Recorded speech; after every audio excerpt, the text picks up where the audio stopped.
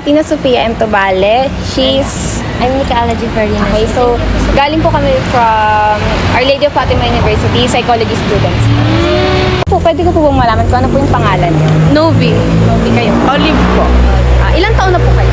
20. 20 din po. Okay, so ang first question lang po is, kapag naririnig niyo po yung salitang hiya, ano po yung pumapasok sa isip niyo? Parang nako-conscious ka sa galaw mo, ganun. Parang pag nakikita ka ng ibang tao, parang awkward, ganun. Kayo po? Parang, ano tawag? Parang hindi ka confident or hindi naman sa hindi confident totally. Parang may sense of consciousness. Parang self-aware ka na parang may Katulad niya. Ano, para po ngayon. Parang feeling mo may nanonood talaga sa'yo. Pwede po ba kayo magbigay ng experience? Kung meron po kayong experience na na-apply nyo yung concept ng hiya. Wala pong ngayon. Most of the time, pag nagre-report, basically public speaking, pagka ganun, syempre, natural lang yung may hiya ka ng konti at first. Then, pagka naman na-build up mo na yung ano mo, okay naman siya. Pero doon, commonly, doon ko na-experience. For me naman, yung parang hindi pag kinakausap mo yung hindi ka close, pag hindi mo close yung kausap mo, parang nakakahiya na Hindi comfortable. ganun. How about naman po yung sa paggalang? Ano po opinion niyo doon? Yung paggalang. Nasa mga Filipinos na rin siya, di ba? Parang respeto talaga. Since iba rin, di ba, yung respect, yung parang way of respecting natin sa ibang tao, sa ibang ibang bansa rather, tsaka dun sa sa atin. Parang iba yung Pakikitungo. yung pakikitungo, parang ganun. Kasi, siguro kinalakihan na, within the culture na rin natin yung pagiging magalang.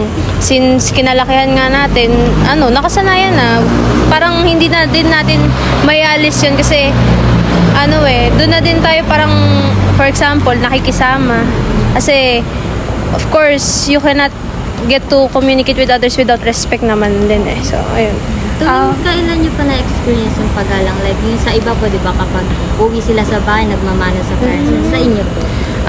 For example, I have someone na higher up sa amin, professor, basta kahit sinong may na sa akin, profession, mas matanda sa akin, I get to respect them by saying po, opo, ma'am, sir, yung tawag dito, honorifics, yun. Sa akin naman, similar din naman yun sa kanya. Parang sa parents ko, nagpo-po and opo. Sa mga lola ko, ganon. Sa mga teachers, or pwede rin sa minsan kasi napapa-opo na rin ako sa mga kaklase ko, ganon. Sa naman po, concept na ang paikisama, ano yung pumapasok sa isip niyo pag naririnig niyo yung word na paikisama? Parang way of mo na rin yan eh. Parang for me lang personal opinion na way to give back to the kindness that they give you firsthand. Kasi, kumbaga, pagka kunyari, they get to give you something in some certain way. Kunyari, pinastay ka nila sa bahay nila, ganun. Siyempre, parang in a way, maglilinis ka doon, tutulong ka naman ng konti. That's my thought about pakikisama, ganun. Yung pakikisama na parang adapting ka sa ibang tao, parang nakiki-adapt ka sa kanila, nakikisama ka talaga, halubilo ka, parang mapantayan mo sila, yung parang vibe ba nila, parang ganun. In a way. Makasabay. Oh, yun, makasabay. Experience po, na-experience niyo na po ba ganun? Oo, pagka ganyan, pag groupings, syempre, towards in general naman, ma-experience mo naman talaga yung pakikisama. At di naman din mawawala yun kasi parang almost like respect, parang magkaduktong kasi sila, almost connected, ganun. Parang similar din ganun, parang halos din naman lahat ganun. Kasi general naman talaga yung experience eh. O ganun din sa mga groupings or sa family na mismo, parang sa mga Last question po. Sa tatlong Filipino values po na nabanggit natin, ano po sa tingin niyo yung pinaka-importante na dapat inaasal pa hanggang ngayon? Siguro for me, respect. Kasi in general, once naman may respect ka, parang magkakaroon ka na din ng iba nung ibang traits Pagka yun yung na-attain mo within yourself, parang magkakaroon ka na din ng yun na yung pinaka main. Then afterwards, magkakaroon ka na din nung pakikisama, yung ganito, yun. Para sa akin din respect kasi iba yung natin sa respect yun. Bilang Filipino, iba yung pag-appreciate natin sa respect. Parang ang taas talaga ng respeto natin bilang Pilipino sa mga nakakatanda sa atin. Sabi nga niya kanina, pag may respeto ka, parang magkakaroon na din yung lahat ng sinabi niyo na pakikisama, hiya, ganun. Ganun din. Thank you po. Thank you po. Thank you. Good luck po sa pag-aaral. Ingat po. Good luck din po. Baka mawala ate, nasa TikTok. Ate, magandang araw po. Pwede ko pong tanungin ano pong pangalan nyo? Helen. Ate Helen. Ate Helen. Ate Helen, ilang taon na po kayo? 47. 47. So, tatanong ko lang po sana kung para po sa inyo, ano po yung hiya? Hiya. Opo. Yung siyempre, makikipag-usap ka sa tao na hindi mo kilala. Siyempre, mahihiya ka sa unang pagkikita nyo. Pangalawa naman po, para po din sa inyo, ano po yung pakikisama? Pakikisama. Yung respeto sa isa't isa. Di ba? Pag magkasama kayong dalawa. Then, pag walang respect, so walang mangyayari sa, di ba, makikisama ka, kailangan respeto sa isa't isa. Pangatlo naman po, yung paggalang po. Paggalang. Ayan, igagalang mo yung opinion niya, igagalang niya rin yung opinion mo para magkasundo kayong dalawa. Po. Maaari po ba kayong magbahagi po ng mga karanasan nyo po sa tatlo? Sa hiya, pakikisama, tas sa paggalang po. Haba pala. Kahit mga maiksi lang. Okay. Ayun, nakakahiya pag yung kasama mo na first time mo lang makausap na yung ano mo kaagad sa kanya, mag-open up ka sa kanya ng problema mo, yun. Siyempre mahihiya ka, kikisama. Paggalang, parang paggalang din. Halimbawa, kung gusto mong magtagal ang pagsasama ninyo, yun, magpaggalang respeto, sabi ko kanina. Ayun. Sa tatlo po, ano po yung sa tingin nyo po yung pinakamahalaga po? Yung paggalang siguro. Kasi dapat talaga yung kailangan mong igalang yung isa't isa. Yun lang. Sige po, thank you po. Yun lang po. Maraming salamat po. Ano pong pangalan niyo, ate? Selena. Ilang taon na po kayo? Tito. Yun, anong tatanong ko lang po sana, kung para sa inyo po, ano po yung hiya? Siyempre, nahiya. Ano ba sa hiya? Nakakahiya. Yung, paano naman po yung pakikisama po? Pakikisama, kailangan makasama. Pag hindi nakasama, yun yung nakakahiya. Tapos po, yung paggalang. Galangin mo ang kapwa mo. Parang galangin ka. No, meron na po ba kayong mga na-experience po na mga hindi nyo makakalimutan na pangyayari tungkol po dun sa hiya or sa paggalang or sa pakikisama po?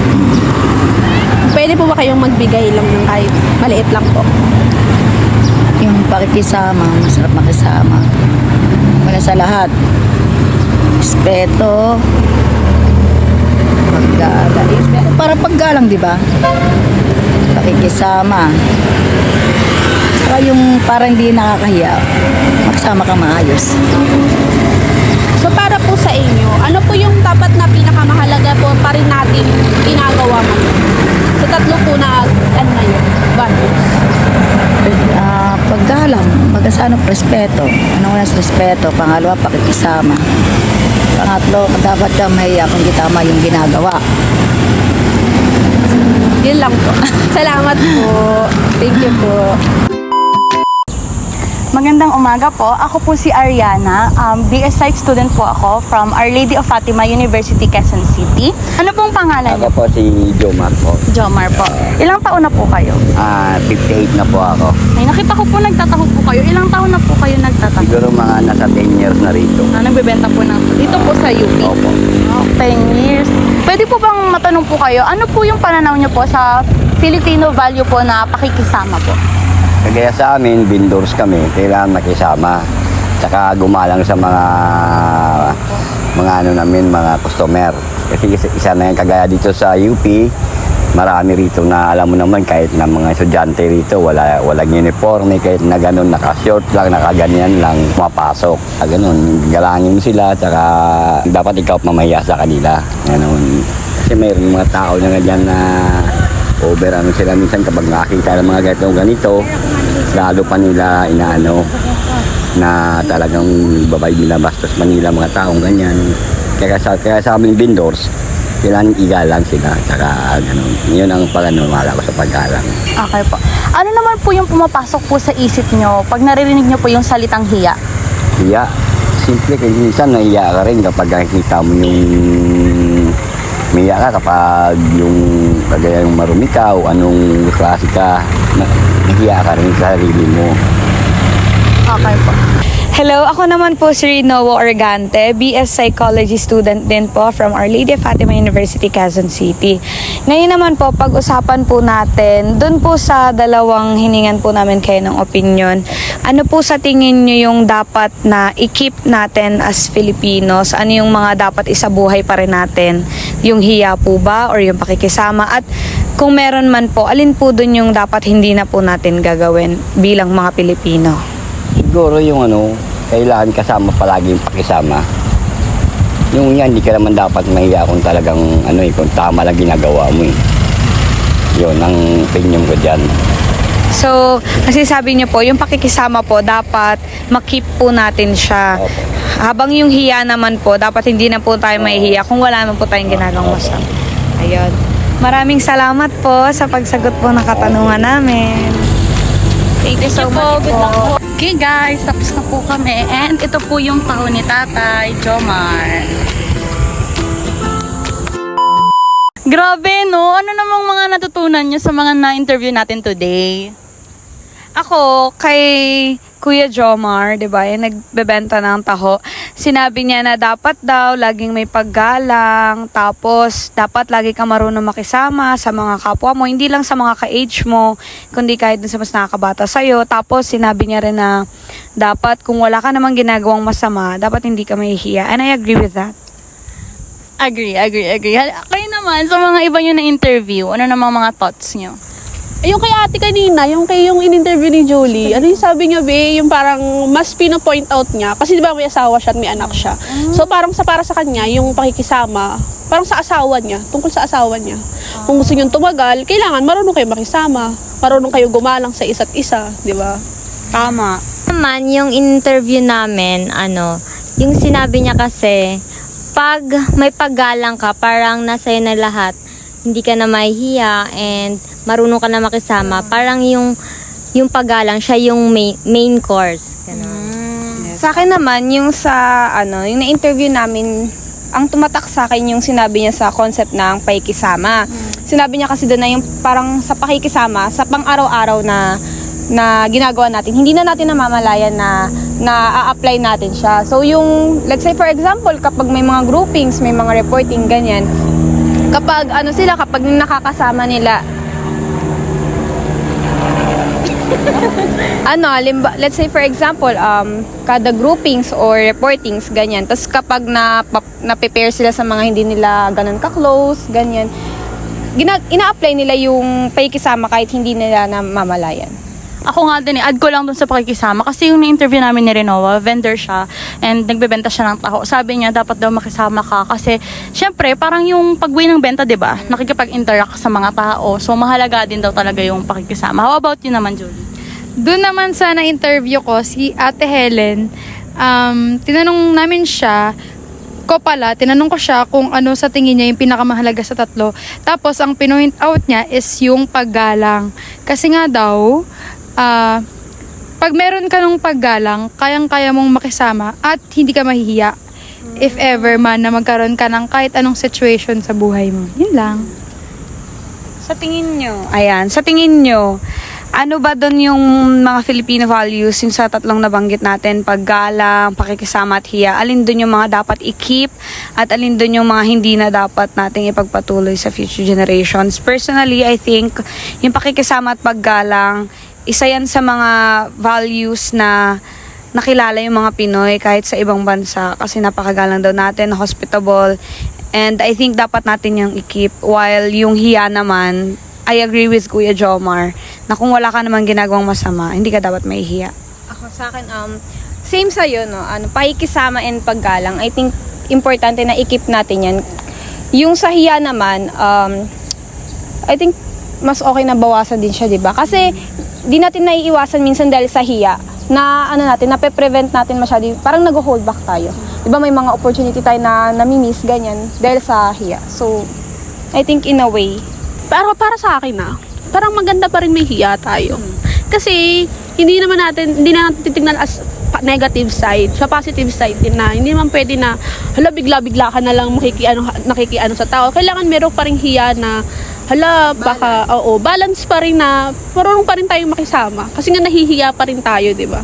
Kasi parang way din yun para mag-start yung pakikisama. Parang tayo dati, di naman tayo magkaka-close, di ba? Nangihiya tayo sa isa't isa. Pero ngayon, magka-groupings na tayo, yan, tapos makikisama na tayo sa isa't isa. additional lang din. Sa hiya kasi parang, nakakatulong siya para makontrol natin yung actions natin, di ba? Kasi kung hindi tayo nahihiya, wala tayong hiya. Parang, gagawin mo lang kung ano yung maisipan mo. What if hindi yun tama, hindi yun akma sa situation, di ba? Tama. Agree.